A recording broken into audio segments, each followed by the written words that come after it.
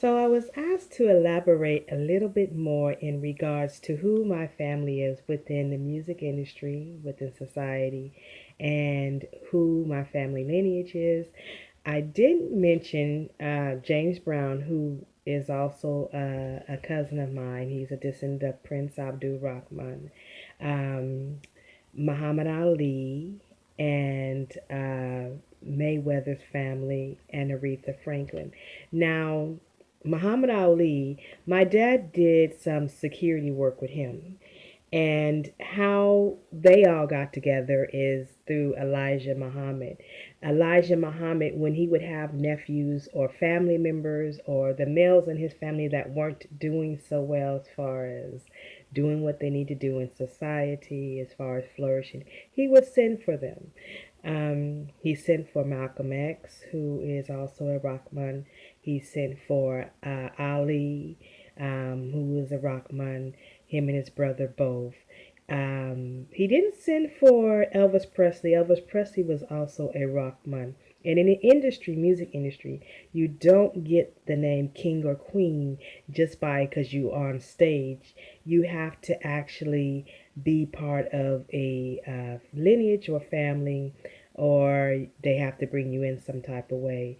But anyhow, he would send for his nephews. He sent for my father, and that's how we got the last name Al Salhuddin. Is because Elijah Muhammad gave the last name to us, or to my father and my who married my mother, and that became our family last name. So my name was Tanisha Ishmaelia Evans Al Salhuddin, family last name Al Salhuddin. I kept Evans because of my connection to the Evans family, certain aspects of it, from Oklahoma, Texas, all the way to Atlanta, Georgia, and on up and down the coast. Um, so Elijah Muhammad was sent for his nephews and his family members who were maybe doing bad or not doing well. But was one thing about my family is that they've been singing and entertaining for a long time, and they've always been musically inclined. My dad had a beautiful voice growing up. He used to sing in the house and just harmonize really, really well. And he can yodel something terrible. I don't know if they all can yodel, but they all do. You ever hear them do that? And then they have a whistle that they used to always do. They used to call it the Haiti Street whistle, or it's just a whistle they had since they came from Texas and Oklahoma. And they just my dad would play. He played different instruments. He could play the bongos really well, and he could play the piano. He said he lost some of the skills of playing the piano, but he would practice just for therapy, for his own little therapy, and he would play the bongos. Um, and he, has his guitars. He would play every so often. But I remember him doing some promotion work with the Grateful Dead, and he wrote the song "I Can't Stop Loving You," or I Can't Stop Loving You" by Ray Charles. And during that time of writing music, things were a little bit different. They would steal songs left and right and try to run to the studios and make them and make money off of them.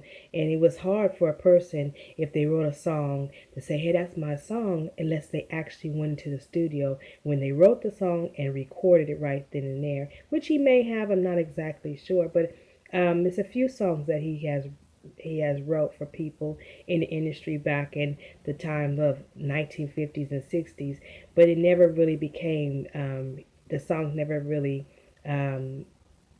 were prosperous why in his name, because people would steal the songs and steal the royalties or whatever within the industry, unless you spoke up or you had a good team with you that went and gathered up your money for the songs that you had wrote. But when it comes to Muhammad Ali, my dad and Muhammad Ali, they worked together and they were cousins, and they knew they were cousins.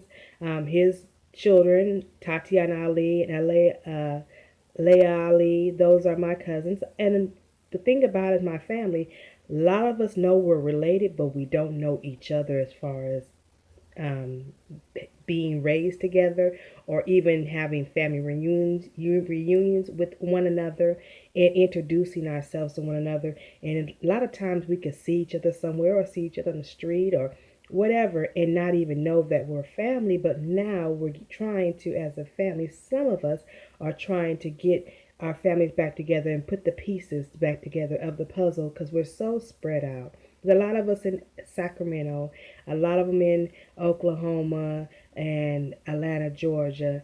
Um, and I believe that I think Chris Brown had tried to reach out to me one time. I'm not exactly sure, but I guess the government was like, "There's so many of y'all.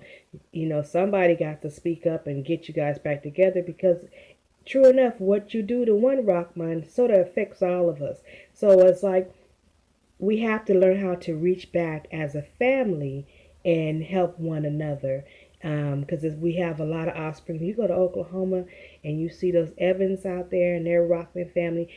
My aunt, one of my aunts had in Sacramento had 17 children, and then out in Oklahoma they have was 16, 19. Oh, you hear aunt so and so had 19, this auntie had 14, and they believe in being fruitful and multiply. But one thing our great grandfather, Prince Abdul Rahman, promised us is that he would come back and he wouldn't forget us. One thing that Elijah Muhammad did for us, his descendants and his family, and Clara Evans' family, the Rockman family, within the United States and also within the world and within the nation of Islam, is allow the stage to be a way for us to make money. And the same thing goes on my mother's side with the Pearsons. There's always a door for us to go to or go through within our family. And I say the same thing to people who are trying to find out about their own family lineage and find out what doors they can go through and what their family has done and how they could take it to the next level. I know within Beyonce Knowles' family, who is not a Rockman. As far as I know, she's a Knowles, but the Knowles are craftsmen, and they're into making fine things like china, silverware, and stuff like that.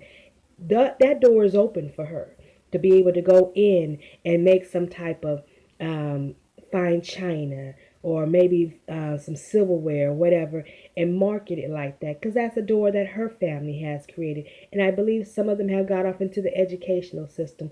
So within your family lineage and finding out who your family is, I've always been told since I was a little girl, it's good to find out what doors are open in your family, what your family did as far as to be able to make a living for themselves, and use those doors to the best of your abilities, and also take it up to the next level within your family. So my family has always had the educational system. So I use the educational system within the holistic health care of teaching and not and product knowledge and development to the best of my ability, because that's part of my family. So I tell people, find out what your family has done and how you could take it up to the next level. Bye bye.